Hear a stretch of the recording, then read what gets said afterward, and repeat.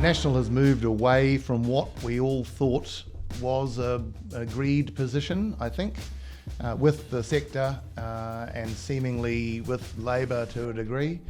How big a deal is this for climate policy, and what's their motivation politically?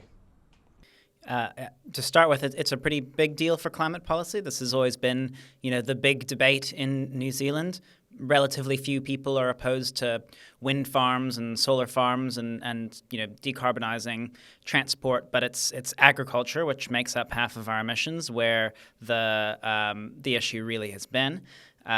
If National is elected and they really do delay the pricing until 2030, that would make it 26 years since a price was first supposed to come into effect, which was the so-called fart tax under Helen Clark, and which was supposed to be in mid-2004. What's happened here basically is the sector put out a proposal for emissions pricing in mid-last year. The National Party supported it. The government said they'd take it away, look at it, and come up with a response based on it. By the time that response came out in October, it wasn't really substantively all that different from what the sector had proposed, but the polls had shifted and people in the sector had got the sense that maybe there was going to be, or at that time looked particularly likely to be, a change of government in just a year's time. And there was a clear sort of political opportunity to see if they could maybe get a better deal out of National than out of the government. Over the past couple of months, National has sort of walked away from He Waka Eke Noa and the sector proposal, and now they've come out and said, yep, we're not going to go ahead with that. We've got this new version, which the sector has taken a look at and said, looks great to us. 5 more years, no price, nothing to complain about at all. There's a political aspect here where the sector groups are nominally on board with emissions pricing, groups like Dairy NZ, Beef and Lamb, even Federated Farmers. But the farmers themselves are generally not on board with it. There's a poll done by the Climate Change Commission last year that found that fewer than half of farmers think they should have to reduce emissions at all, let alone actually pay a price until they do. So, it's a difficult position that the sector lobby groups have found themselves in, and National clearly sees an opportunity here to try and get some of that rural vote. A quick, very superficial question. So are you saying that in the 26 years since that whole Helen Clark administration sort of controversy over fart taxes, that no farmer has paid $1 for one fart or burp? I would be surprised if there had been a scenario in which that had happened. There's been no price on emissions from livestock. After Helen Clark and the fart tax failed, it was supposed to come in the emissions trading scheme. National came in 2008 and postponed that indefinitely. And now the government, when they came in 2017 as part of the coalition agreement, said that they would price emissions from 2025, but now maybe 2030. And I'm sure when we get pretty close to then, it'll be kicked down the road another 5 or 10 years. Free hot air for all, Tim. It sounds like a daily tour of Parliament. Gives a new meaning to sort of free range, doesn't it? Sam, was there ever, and Mark might be able to help you out here too, was there ever a calculation of how much income there would be from these payments in this 5-year period? So how much is going to be lost to the government's books, or at least to the climate fund that funds these things? That is a very good question. I might have to defer to resident expert Mark Daalder. I'd be surprised if they'd banked it too far into the future in terms of budgets. I don't know that there's a hole per se, but Mark, you might need to fill us in on that. Yeah, so there were some figures that I can't pull off the top of my head, but basically the money that was raised via the levy on methane and nitrous oxide from cows would have gone towards A, research to reduce emissions from animals, and B, actually paying farmers for the uptake of some of these new technologies. Treasury was actually quite concerned about the government's plan, saying that they were worried that the payments were too generous and what was supposed to be a revenue-neutral scheme essentially would actually turn into a liability for the government. So from that perspective, the doesn't change the spending dynamics all that much for the government, but maybe it does take a bit of cash out of the research programs, which are really important if we are going to find a technology that works.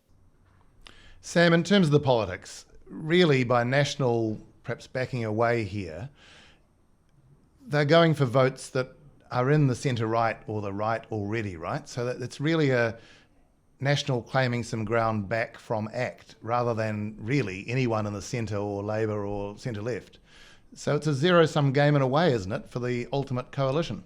Yeah, that's right. And you and I were talking about this earlier in the week, Tim. It's a little bit confusing because you're not going to have aggrieved farmers who are so angry at National supporting the Labor government's policy that they're going to vote Green or Labor or anything like that.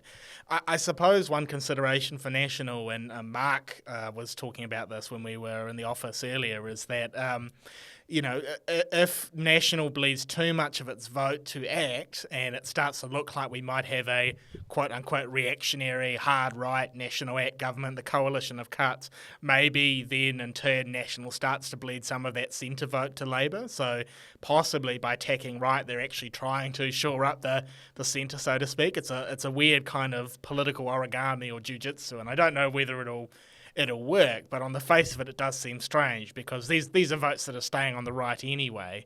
So, and New Zealanders generally want action on climate change. I haven't seen public polling in relation to agricultural emissions, but people are supportive of taking strong action. So it's curious, I guess, from National to a degree. And Mark, for Labor, they responded at field days with a research, I think, announcement or two that amounted to something like $20 million, I think. But can they win back their position with the farming community and the policy that was almost agreed, or we thought might have been agreed in the past? I think it'll be hard to get support from farmers themselves, but partly that's because farmers never supported the original proposals anyways. From the farming groups, even while Dairy NZ was saying it really liked National's policy, it was pretty clear that they said, we'll work with whoever's in government. And so if Labor is in a position to be making these decisions after the election, they're going to be the ones, who the sector groups have to work with. So I think a price is likely if Labor wins the election and is in government. The sector groups have a better chance of getting something favourable to them if they have a seat at the table. But it's not going to be something that you're going to get every farmer out there saying this is a great policy, because for a lot of them, they just don't think it's needed. And Sam, you're our trade guy. People keep saying that it's in farmers' interests to be able to be seen to be making this move for our industry and for our products and our exports to be able to say, that we are operating in a way that's reducing emissions and, cutting edge and leading the world and so on. Does it wash at all? Does it matter to the industry at this point? Are they being short-sighted not to recognise that? I think it matters in the long term, and actually if you look at a lot of these things, it is consumer-led basically. If you look at change in terms of, ESG that businesses talk about, and environment, social good, and something else. Can't remember. Not a business guy. There is a driver there, but in the short term, actually, New Zealand stacks up pretty well, and that was our argument, the government's argument, industry's argument, in discussions with the UK over the free trade agreement, because you had British farmers who were sort of agitating and saying, look, you're going to ship all this sheep meat and dairy over from New Zealand and think of the emissions. But they say actually, even when you take that into account, the way that we produce that export those goods is more carbon friendly, more emissions friendly than the UK and other parts of the world. So there's not a gap at the moment, but I guess if other nations themselves get a little bit more efficient, then that becomes a risk for us. So it's not going to move farmers too much in the short term, but it is something that's going to have to be on their mind further on. And I'll just jump in to say I think there's also a reputational point for New Zealand.